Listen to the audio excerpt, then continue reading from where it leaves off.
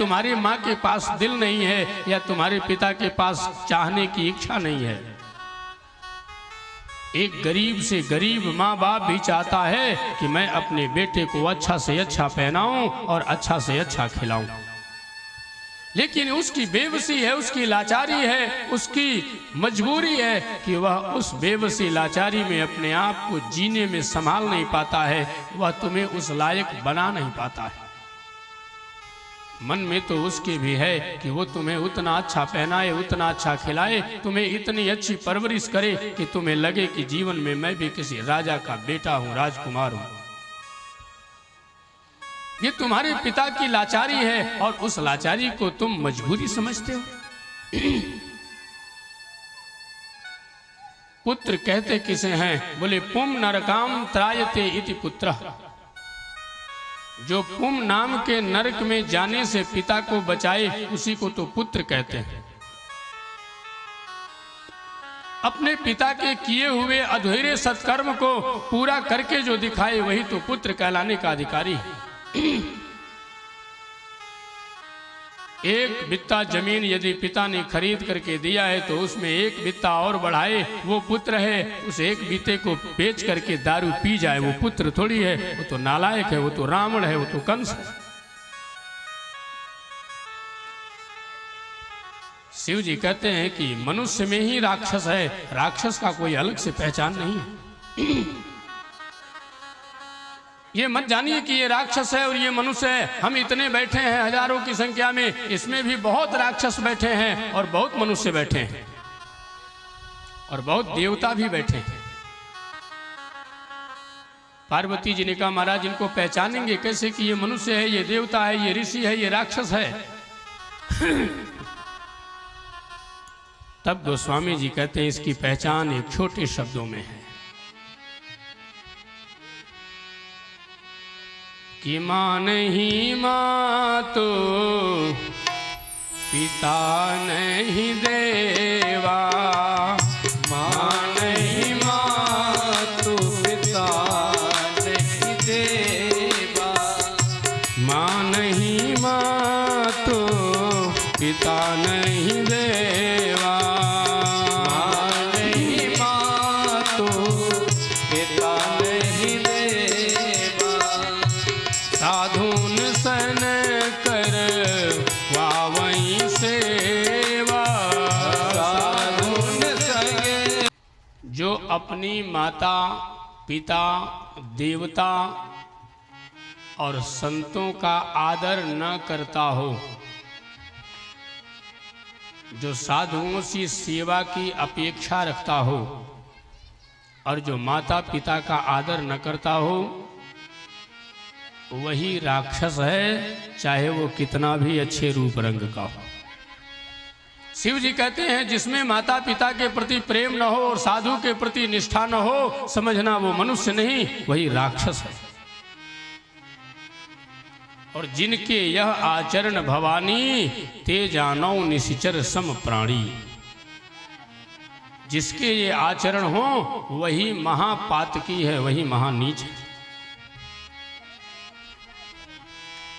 भगवान वृंदावन में लीला करते हुए ब्रह्मा का मान मर्दन करते हैं और ब्रह्मा का मान मर्दन करके अब मेरे प्रभु ब्रह्मा के द्वारा दिव्य स्तुति से प्रसन्न होकर के ब्रह्मा को आशीर्वाद देते हैं। ब्रह्मा जी जाओ और जाकर के मेरी आराधना करो, मेरी भक्ति करो। जितनी मेरी भक्ति करोगे उतनी ही तुझे शक्ति मिलेगी और जब शक्ति युक्त हो जाओगे तो मुझ में कभी आपको संदेह नहीं होगा। यदि भगवान की भगवत्ता में संदेह है तो निश्चित ही परमात्मा में मुझे प्रेम नहीं है। धेनुकासुर का प्रभु ने उद्धार किया है। ग्वाल वालों का संपूर्ण प्रकार से देख रेख करते करते भगवान, एक दिन की बात है, गेंद खेल रहे थे भगवान। अपने घर से उनका मित्र श्री रामा मनसुखा मित्र एक गेंद ले आया था। भगवान उस गेंद को खेलते खेलते खेलते खेलते इतने जोर से फेंके कि वो गेंद जमुना जी में जाकर के गिरी और जमुना जी में नीचे डूब गई। राजन, जैसे ही वो गेंद जमुना जी में डूबी तो मनसुखा तो रोने लगा। बोले कन्हैया हमाओ, गेंद तो तुमने फेंक दो, अब मुझे मेरी गेंद ले आओ, मुझे गेंद चाहिए। कन्हैया ने मनसुखा को बहुत समझाया। बोले गेंद तो तुम्हारी जमुना जी में अंदर चली गई है, गेंद अब मिलने वाली नहीं है, चल मैं तुझे घर दूसरी गेंद दे दूंगा। मनसुखा कहता है नहीं, मुझे दूसरी गेंद नहीं, मुझे तो मेरी ही गेंद चाहिए। भगवान ने कहा नहीं दे दूंगा। बोले ना नई चाहिए ना पुरानी चाहिए, मेरी जैसी थी वैसी चाहिए, मेरी ही गेंद मुझे चाहिए।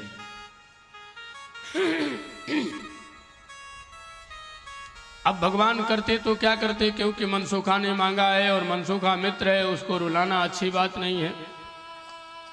इसलिए भगवान ने बिना सोचे बिना समझे बिना किसी से पूछे और भगवान तुरंत उसी वृक्ष से जमुना जी में छलांग लगा दिए।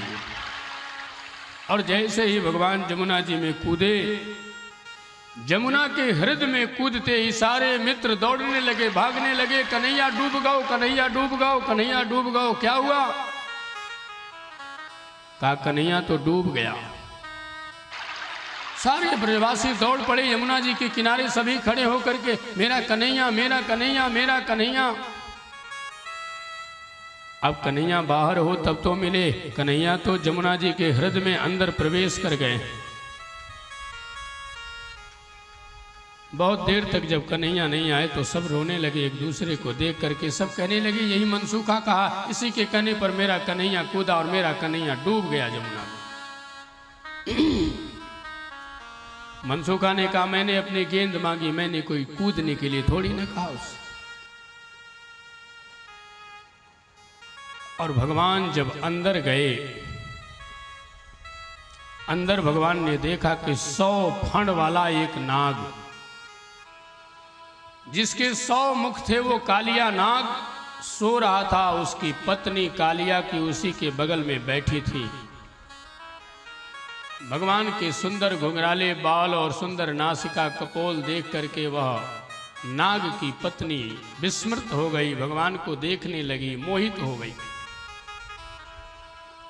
अच्छा, बच्चे किसी के भी बड़े अच्छे लगते हैं। बच्चा किसी का भी हो तो अपना लगता है और बूढ़ा अपना बाप भी हो तो पराया लगता है। कुतिया का बच्चा हो अगर वह भी सुंदर बच्चा है तो बड़ा सुंदर लगता है, और अपना पिता ही क्यों ना हो, यदि वो बूढ़ा हो गया तो वो बेकार लगता है। कब सीट खाली करे, कब जल्दी से जाए, एक ही रूम खाली हो।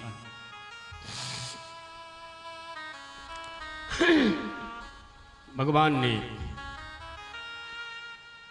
कालिया के 100 फण को जब देखा तो भगवान खड़े होकर के देखने लगे। कालिया की पत्नी ने धीरे से भगवान को बुलाया, बोले इधर आ लाला, तुझे जिस माँ ने जन्म दिया है वो कितनी भाग्यशाली है, तो कितना सुंदर है, कितना क्यूट है, कितना प्यारा लग रहा है लाला। तू एक काम कर, ये मेरे नागराज जब उठेंगे ना तो ये तुम्हें मार डालेंगे, इसलिए तुम जल्दी से भाग जाओ, नहीं तो ये उठेंगे तो तुम्हें दंश मार देंगे। तुम्हारी मां तेरे लिए बहुत रोएगी, लाला तू चला जा। लेकिन भगवान ने कहा ये उठेंगे तो दंश मार देंगे, जग जाएंगे तो? बोले हाँ। भगवान ने कालिया की पत्नी से कहा तो जगाओ इनको। उसने कहा चुप चुप जल्दी भागो, तुम जगाने की बात करता है बदमाशी, जल्दी भागो। भगवान ने कहा कैसे जागेंगे? बोली भागोगे जल्दी कि प्राण बचाओगे, यहां जल्दी भागो। भगवान ने कहा जगेंगे नहीं? बोले नहीं। भगवान ने कहा मैं अभी जगा देता हूं, और जैसे ही बड़े जोर से एक लात मारा, कालिया जग गया। और 100 फण वाला जब कालिया जगा तो भगवान की ओर आंखें टेढ़ी करके देखने लगा। भगवान भी कालिया को आंखें भर के देखने लगे, बोले तुझसे कम हूं क्या मैं? और कालिया ने भगवान को जब देखा तो भगवान की ओर चल पड़ा, भगवान भी कालिया की ओर बढ़े और कालिया में और भगवान में बड़ा भयंकर प्रलयंकर युद्ध होने लगा। यमुना के मध्य में, राजन, यमुना के मध्य में ही बड़ा भयंकर प्रलयंकर युद्ध हुआ। केवल यमुना के जल का वेग ब्रजवासी देख रहे हैं और सब रो रहे हैं, विलाप कर रहे हैं कि कन्हैया मेरा लगता है अब पूर्णतया डूब गया, क्योंकि कितने पल हो गए अभी तक कन्हैया ऊपर नहीं आया। और इतने में भगवान ने कालिया को खूब मारा, खूब मारा, खूब मारा और इतना मारा कि कालिया अपने 100 फणों से रक्त बपन करने लगा। और कालिया के 100 मुख से जब रक्त आने लगा तब कालिया की पत्नी ने भगवान के चरण पकड़ लिए, बोले महाराज आप मेरे सुहाग को मत उजाड़ो मेरे स्वामी। भगवान ने कहा ये तेरा पति बड़ा दुष्ट है, ये तेरा पति संपूर्ण यमुना के जल को विषैला बना रहा है और ये विषैला जब मेरे गोप ग्वाल पिएंगे और मेरी गैया पिएंगी तो विषैला जल पी करके ये मर जाएंगी, इसलिए इस विषैले जल को रोको। बैरिकेड लगा है फिर भी आप लोग टपते हो, इतनी समझ नहीं है आप लोगों को? बोलो नारायण भगवान की। जब बैरिकेड लगा है तो पार करने की क्या जरूरत है, वहीं बैठो पीछे जहां आते हो वहीं लेकर के।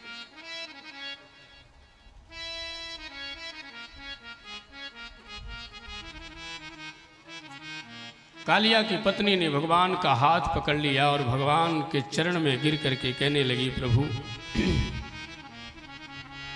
आप मुझे मेरे पति को क्षमा कर दीजिए। क्यों मार रहे हो आप मेरे पति को?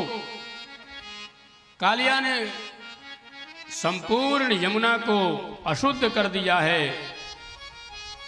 विष का बपन करके यमुना के जल को दूषित कर दिया है। कालिया की पत्नी ने कहा महाराज आपसे मेरी एक प्रार्थना है, यदि मेरे पति ने विष उगल करके यमुना के जल को विषैला किया है, आपको बुरा लग रहा है, तो आप कृपा करके बताओ प्रभु आपने मेरे पति को दिया क्या है? आपने हम सर्पों को दिया क्या है? अमृत दिया है क्या? भगवान ने कहा सर्पों को तो विष मिला है। कालिया की पत्नी ने कहा जब सर्पों को विष मिला है तो वो अमृत कहां से उगलेंगे? प्रभु आपने यदि मुझे अमृत दिया होता और तब मैं यदि विष उगलता तो आप मुझे दंड देते तो ये न्याय प्रिय था, लेकिन आपने मुझे जहर दिया है और आप मुझसे अमृत की कल्पना करते हैं, ये कहां तक संभव है? जब मुझे प्रकृति ने विष दिया है तो मैं प्रकृति को विष नहीं दूंगा तो क्या अमृत दूंगा?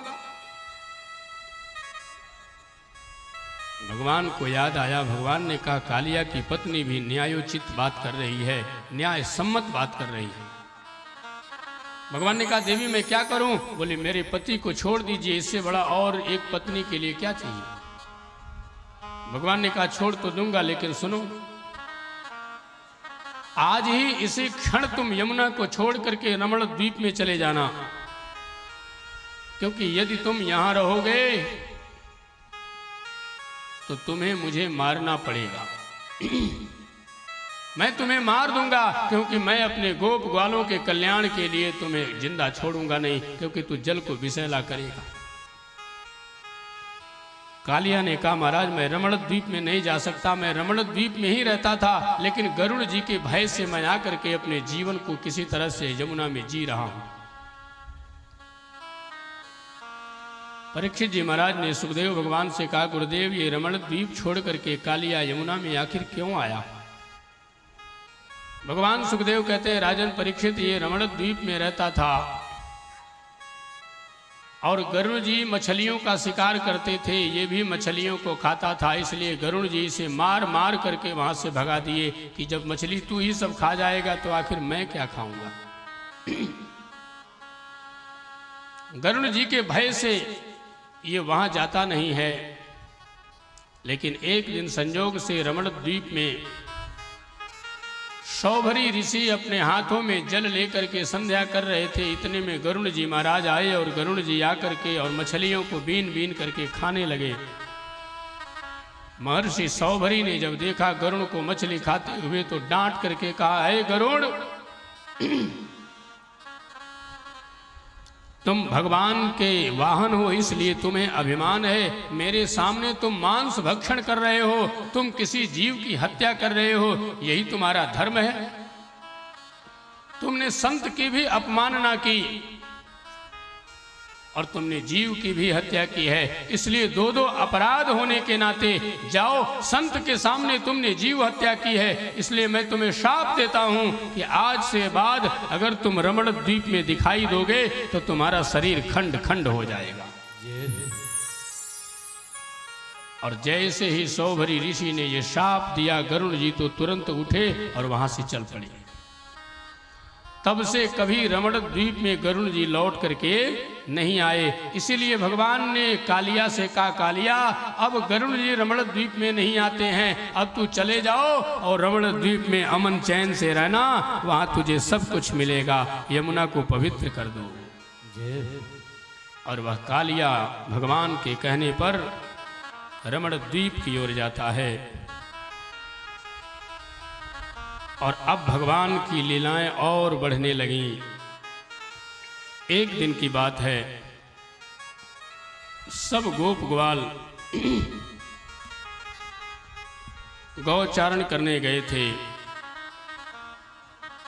इतने में तुम अकर्तुम अन्यथा कर्तुम समर्था ईश्वरः, अनहोनी को जो होनी कर दे और होनी को जो अनहोनी कर दे वही तो ईश्वर है।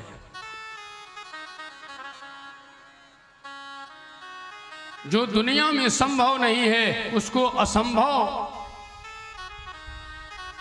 बना दे, जो दुनिया में संभव नहीं है ऐसे असंभव को जो संभव बना दे वही तो परमात्मा है। और सर्व सुलभ जो संभव है उसे भी ऐसा असंभव बना दे जो जीवन पर्यंत प्राप्त न हो पाए, उसी को तो ईश्वर कहते हैं। ईश्वर की सत्ता में संपूर्ण संसार क्या त्रिभुवन अधीन है। परमात्मा जब चाहेंगे जो चाहेंगे वही होगा। परमात्मा की सृष्टि को कोई बिगाड़ नहीं सकता है, परमात्मा की सृष्टि को कोई बना नहीं सकता है। अगर बनाने वाला है तो परमात्मा ही है और बिगाड़ने वाला भी है तो परमात्मा ही है।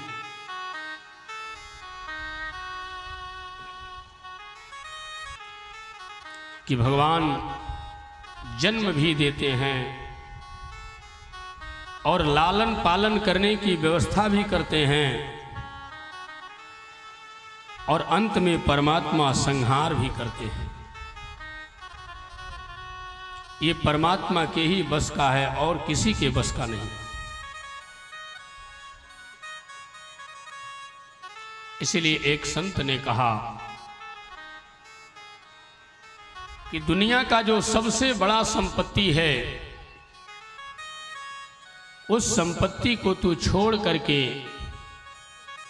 और संसार में नाशवान होने वाली संपत्ति के पीछे इतना भाग रहा है जिस संपत्ति से आंखें बंद होने के बाद तुम्हारा कोई संबंध नहीं रहेगा। लोग कहते हैं ये मेरा घर है, ये मेरा दुकान है, ये मेरा मकान है, ये मेरा वैभव है, ये मेरी संपत्ति है, ये मेरी पत्नी है, ये मेरा पुत्र है, ये मेरा सब कुछ है। अरे बाबरे, ये शरीर ही तुम्हारा नहीं है। इस शरीर से प्राण कब निकल जाए ये ही तुमको नहीं पता है, कल होगा कि नहीं होगा। और ये शरीर कभी रहता नहीं है और ये आत्मा कभी मरती नहीं। लोग कहते हैं महाराज फला आदमी मर गया, कोई मरता नहीं है महाराज। एक संत ने बड़ी अच्छी बात कही है, मरता नहीं है कोई दुनिया में यूं ही चल चल के, मिलते हैं सब यहीं पे कपड़े बदल बदल के। इस दुनिया से कोई मर के जाता नहीं है महाराज, सब यही मिलते हैं, बस कपड़े बदल देते हैं, इस काया को बदल देते हैं। आपको अगर पुराना कपड़ा मिला हो और बिल्कुल जीर्ण शीर्ण हो गया हो, कपड़े फट गए हों, और यदि आपका बेटा ला करके आपको एक नया कपड़ा दे दे कि दादा आज इस कपड़े को पहन लो आप, तो आप बताओ कि बिना सोचे, बिना विचारे, बिना विलंब किए आप फटे कपड़े को तुरंत निकाल करके नया पहन लोगे कि नहीं पहन लोगे? और नया कपड़ा आपको पहनने में आनंद आएगा कि नहीं आएगा बताइए? तो जब नया कपड़ा आपको पहनने में आनंद आता है, पुराना कपड़ा बड़ा दुख में पहना जाता है, तो ये जो आत्मा है ये पुराने शरीर में बड़े दुख से रहती है, और ज्यों मौका मिलता है तो पुराने शरीर को झट से छोड़ करके और नए शरीर में प्रवेश कर जाती है। इसीलिए गीता में भगवान ने अर्जुन से कहा था, अर्जुन तुम जिसे कहते हो कि ये मरेगा वो मरता नहीं है, और तुम जिसे कह रहे हो कि ये नहीं मरेगा वो मर चुका है। कबीरदास जी ने एक बार कहा कि मैंने एक बड़ा अनोखा बाजार देखा है। कैसा बाजार महाराज? बोले मैंने मुर्दों की बाजार देखी है, मुर्दों की बाजार। आपको बड़ा आश्चर्य लगता होगा महाराज, मुर्दों की बाजार क्या होती है? अरे कपड़े का बाजार होता है, गहने का बाजार होता है, फल मूल का बाजार होता है, अन्न पानी का बाजार होता है, पशु पक्षी का बाजार होता है। लेकिन इतने लोग बैठे हैं, कोई मुर्दे का बाजार देखा है क्या? आप लोगों में कोई मुर्दे का बाजार देखा है? ये जजमानी सो रही है। मुर्दे का बाजार आप लोगों ने देखा? नहीं देखा। लेकिन कबीर जी कहते हैं मुर्दों का बाजार मैंने देखा। काशी में लोगों ने कहा मुर्दे की बाजार कैसे होती है? कबीर जी कहते हैं ये सारी दुनिया ही मुर्दों की बाजार है। यहाँ जितने बैठे हैं संसार में ये सब मुर्दों के बाजार में हैं, ये सब मुर्दे हैं, ये कोई जिंदा नहीं है। लोगों ने कहा महाराज सब मुर्दे कैसे हैं? कबीर जी ने कहा चले आना मणिकर्णिका घाट पे, कल सुबह में तुमको दिखा देंगे। और काशी में मणिकर्णिका घाट पर लोग गए तो देखा क्या, एक लाश कंधे पर लेकर के सैकड़ों लोग बोलते जा रहे हैं राम नाम सत्य है, राम नाम सत्य है। उस दृश्य को देख करके कबीर ने कहा ये देखो, ये जो मरा पड़ा है जिसको ले जा रहे हैं लोग, जो बोल रहे हैं कि राम नाम सत्य है, और जो मुर्दा है कंधे पर, वो आज जो मुर्दा हुआ है वो कल जिंदा था कि नहीं था? कल जो जिंदा था वही ना आज मुर्दा हुआ है। कबीर जी कहते हैं कि जो कल जिंदा था वो आज मुर्दा है, और आज जो जिंदा है वो कल का मुर्दा है। इसलिए दुनिया में सब मरने के लिए आए हैं, सब मुर्दों का बाजार है। जो मर गया वो जिंदा था तो मर गया, और जो जिंदा है वो मर जाएगा। इसलिए दुनिया मुर्दों की बाजार हुई कि नहीं हुई? इस मुर्दों की बाजार में अर्जुन ने कहा महाराज ये मेरे दादा हैं, ये मेरे ताऊ हैं, ये मेरे बड़े भैया हैं, ये मेरी मौसी है, ये मेरे दादा हैं, ये मेरे नाना हैं, मैं किसको मारूं? तब भगवान ने गीता में अर्जुन से कहा अर्जुन अर्जुन न जायते म्रियते वा कदाचिन् नायं भूत्वा भविता वा न भूयः अजो नित्यं शाश्वतोऽयं पुराणे न हन्यते हन्यमाने शरीरे। भगवान ने कहा अर्जुन, जो न कभी जन्म लेता है न कभी मरता है, न जिसका कभी भूत था न जिसका कभी वर्तमान होता है, न जिसका कभी भविष्य होता है, वो सदा सर्वदा एक काल रहता है। ऐसे प्राण तत्व को मैंने ही सृजन किया है। जीव में जितने प्राण हैं वो सब मैं ही हूं। मरता ये प्राण नहीं है, मरता तो ये पंच तत्व का शरीर है और 5 तत्वों से बना हुआ शरीर ये 5 तत्वों में ही विलीन हो जाता है। अर्जुन, इसे मारने की जरूरत नहीं पड़ती है, बिना मारे भी समय आने पर ये अपने आप मर जाता है। इसलिए इस शरीर का अभिमान मत करो। क्षितिजल पावक गगन सरी समीरा अपंचरचितयति अधम शरीरा। ये भूमि आपः अनल पृथ्वी आकाश ये 5 से बना हुआ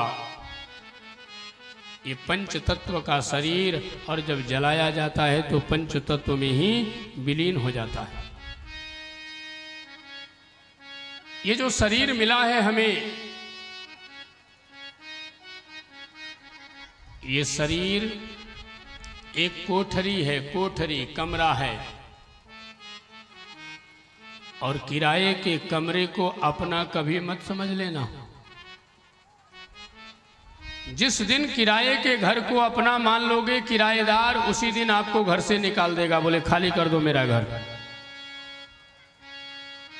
जब तक किराया मान करके रहोगे तब तक तो तुम्हारा कदर रहेगा, लेकिन जिस दिन ये मानोगे कि ये मेरा घर है, उसी दिन किराएदार के नज़र में ज्यों ये बात आई और ज्यों कानों तक पहुंची कि ये किराए के रूम को अपना रूम मान गया है, उसी दिन तुमको निकालने के लिए वो प्रयत्न करके निकाल देगा। ये जिंदगी किराए की घर है, इसको कभी अपना मत समझना। एक महात्मा ने कहा है, क्या अंतरा तो दीजिए, कि जिंदगी एक किराए का घर है, जिंदगी एक किराए का घर है, एक न एक दिन बदलना पड़ेगा, एक न एक दिन बदलना पड़ेगा। जिंदगी एक किराए का घर है, जिंदगी एक किराए का घर है, एक न एक दिन बदलना पड़ेगा। मौत जब तुमको आवाज देगी, मौत जब तुमको आवाज देगी, घर से बाहर निकलना पड़ेगा, घर से बाहर निकलना पड़ेगा। जिंदगी एक किराए का घर है, जिंदगी एक किराए का घर है,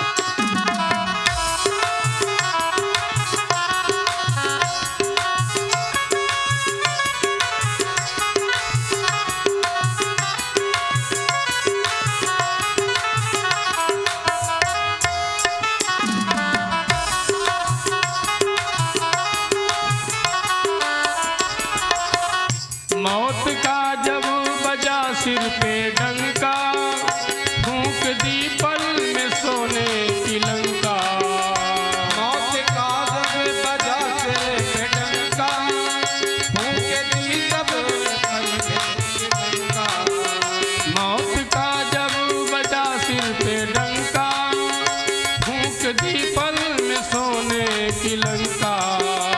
मौत का जब बजा तेरे पे डंका, आइए फूंक दी सब पल की लंका।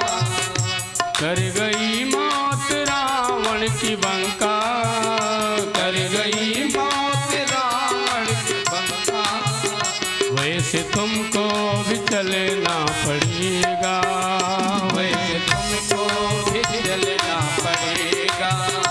जिंदगी एक किराए का घर है, जिंदगी एक किराए का घर है। एक न एक दिन